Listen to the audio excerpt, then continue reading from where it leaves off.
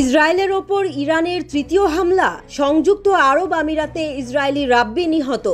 গত 1 October Iran তাদের প্রতিশ্রুতি পালন করেছে এবং ইসরায়েলের ওপর দ্বিতীয় হামলা চালিয়েছে।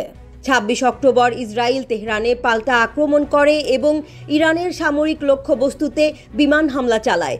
ইসরায়েলের প্রধানমন্ত্রী বেনিয়ামিন নেতানিয়াহু নিশ্চিত করেছেন হামলায় ইরানের পারমাণবিক কর্মসূচির একটি অংশ ক্ষতিগ্রস্ত হয়েছে। তিনি আরও জানান, রাশিয়ার S-300 মিসাইল সিস্টেমের 3টি ব্যাটারিও ধ্বংস করা হয়েছে। এরপর থেকে ইরান ইসরায়েলকে হুমকি দিয়ে আসছে। অপরাধী ইহুদিবাদী সন্ত্রাসী চক্রকে ধ্বংস করতে হবে। আইসিসির গ্রেফতারি পরোয়ানার পর খামেনির চমকপ্রদ নির্দেশ। আইসিসির নতুন গ্রেফতারি পরোয়ানা জারি করার 3 দিন পর খামেনির মন্তব্যও আসে।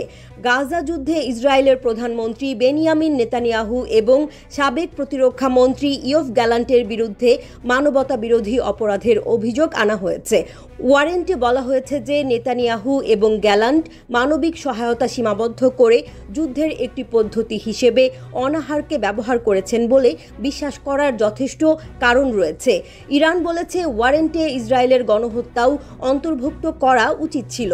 চলতি বছরের অক্টোবর থেকে ইসরায়েল ও ইরানের মধ্যে উত্তেজনা বাড়ছে।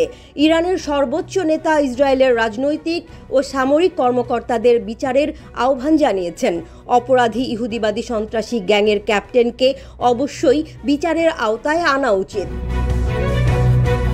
আয়াতুল্লাহ আলী খামেনির এমন মন্তব্যের মাঝেই সামনে এসেছে সংযুক্ত আরব আমিরাতে নিখোঁজ এক ইসরায়েলি ইহুদি রাব্বি বা ধর্মীয় নেতার মরদেহ উদ্ধার করা হয়েছে।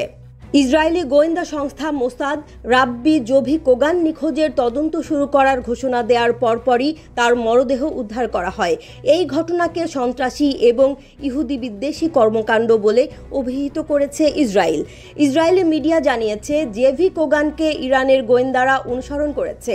এক বিবৃতিতে ইসরায়েলের প্রধানমন্ত্রী বেনিয়ামিন নেতানিয়াহুর কার্যালয় থেকে জানানো হয়েছে 28 বছর বয়সী ওই রাব্বিকে হত্যা করা হয়েছে। এই ঘটনায় দায়ী বিচারের মুখোমুখি করতে যা করার তার সবকিছু করবে ইসরায়েল। ইসরায়েল সরকার সংযুক্ত আরব আমিরাতে সফরের বিষয়ে সতর্কতা জারি করেছে। ইহুদি নাগরিকদের দেশটিতে শুধুমাত্র খুব জরুরি প্রয়োজন ছাড়া যেতে না করার পরামর্শ দেওয়া হয়েছে। জাতীয় নিরাপত্তা পরিষদ জানিয়েছে সংযুক্ত আরব আমিরাতে সন্ত্রাসী কর্মকাণ্ড রয়েছে, যা সেখানে থাকা বা সফররত ইসরায়েলি নাগরিকদের জন্য বিপদ সৃষ্টি করতে পারে। 2020 সালে ইসরায়েলকে আনুষ্ঠানিকভাবে স্বীকৃতি দেয় সংযুক্ত আরব আমিরাত। তবে দক্ষিণ লেবানন ও গাজায় ইসরায়েলের আক্রমণের বিষয়ে আরব আমিরাত কখনোই কিছু বলেনি।